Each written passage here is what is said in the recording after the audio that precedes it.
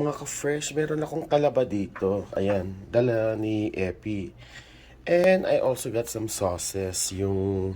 Meron akong chili garlic sauce, meron akong chimichurri, meron din akong ginger garlic sauce, yung ginagamit sa Hainanese chicken. Chimichurri parang Argentinian siya or Chilean na parang sauce rin nila. Ayan, ayan. Kailangan. Ayan. Yes, I open it. Oh my God. Chili oil. Here you go. Let's see if chimichurri. Oops. Ginger and garlic.